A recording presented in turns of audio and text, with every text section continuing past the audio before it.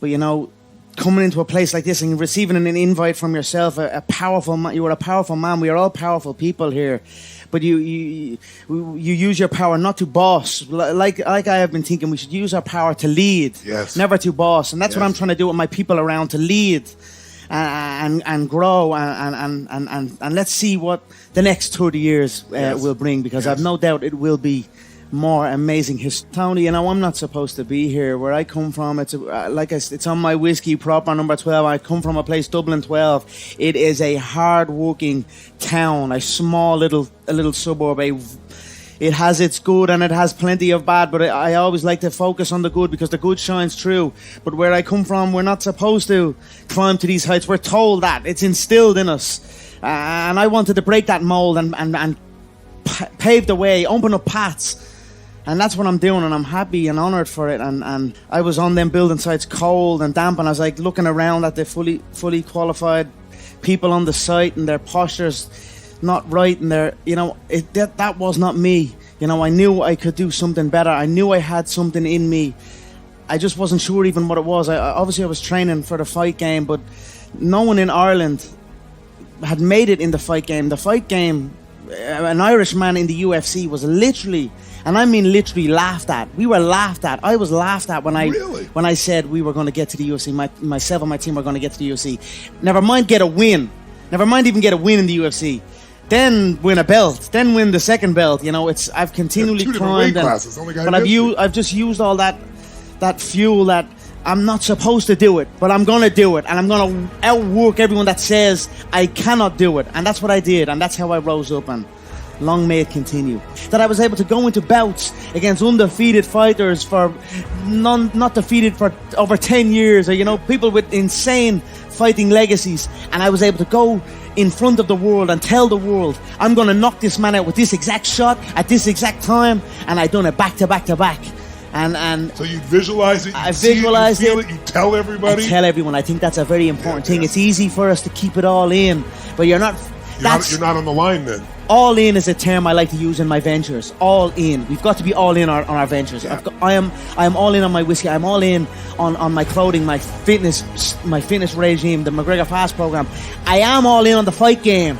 I just want my worth. You know, there's a lot of politics in the game. The fight game is full of sharks, but I'm the fucking whale. So I want what's mine, and that's what I'm going to get what I deserve. Well, again, yes, see, I was visualizing before I even knew about it. Obviously, soccer is huge in Ireland and the UK, and it was my first love, most certainly. I used to sneak out of the house late at night, and there used to be a little grass patch by my home, and I would take the football out and play on the grass patch on my own, and I would kick the ball against the wall. And when I kicked the ball against the wall, I would imagine it was a goal, the goal net, and I scored a goal, and I would run off, and I would visualize a screaming arena cheering me on. And they were my first visions of selling out arenas and you know, and doing these type of things. Although it didn't end up in the football game, I ended up in a similar one. So it all worked out, and it was all true visualization. So I was just a young kid with a dream. You know what I mean? And sometimes my dreams change, but it was still a kid with a dream and a belief in himself. And for many times I was laughed at and not believed in. But you know what? Nothing external can defeat the internal. The only thing that can take someone down or break you down is internal. Nothing external is strong enough. It's just about making sure your internal dialogue and your internal belief in yourself is strong enough that it can withstand the external. The external is there. You've got to accept it. You've got to embrace it. You've got to understand it and be aware of it. But don't let it seep into your internal dialogue. And I am, as a 30-year-old man, I don't know it all. I'm up and down and growing with this. I'm trying to continue to learn. It's a daily occurrence.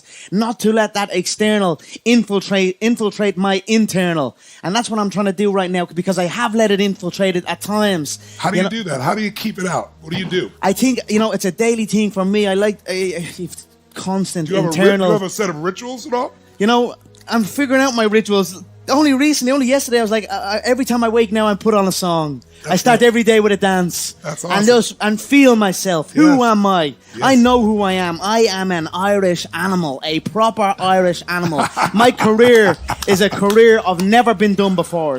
No Irish man has done what I have done. I opened up pathways for my people. We came steaming through the door, thanks to my belief and my hard work. So that's. Yeah, people said you couldn't master the game with your own people in Ireland. You had to come to America, but you took your own team and you've been loyal to your team. You know what I done? Lots of guys changed. I brought the game to Ireland.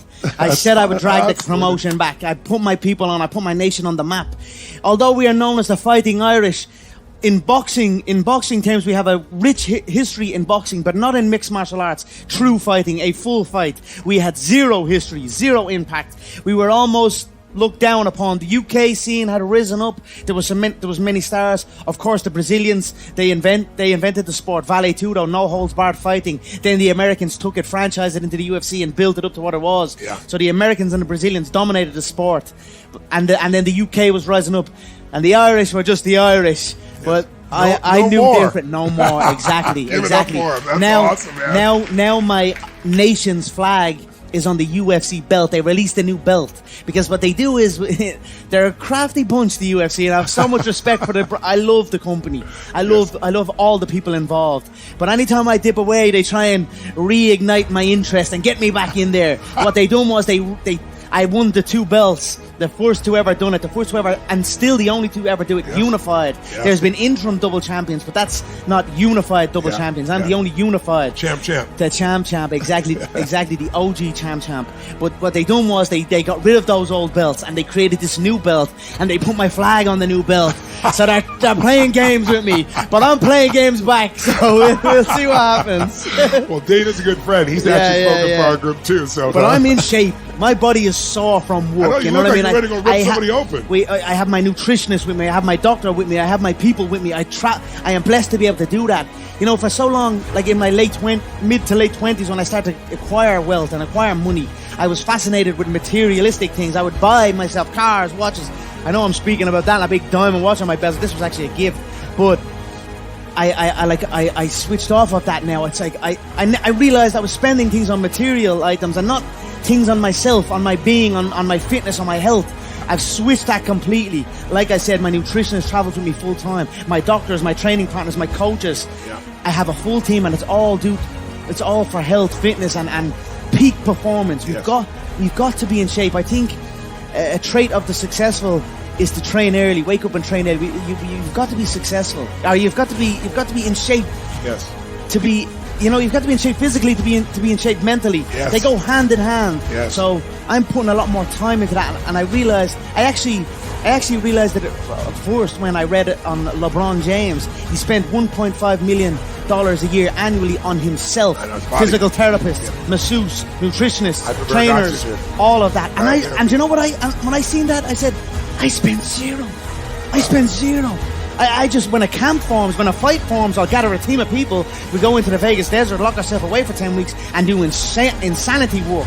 If I'm training back at home during camp, I have fighters locked in a hotel room waiting on call to be called and to come and fight me. Yeah. It's an insane game, but it's not all in again. I'll go back to that term. It's halfway in. And then you can't be that way, and you certainly cannot be that way in the fight game, but in reality, you can't be that way in any game you're in. If you're in a game, make sure you're in it all the way, all in with it, and then that game will be your game, and that's where I am right now. And I've only kind of taken this philosophy recently. Like I said, I've had dips, lacks of motivation, dips in commitment, Yeah.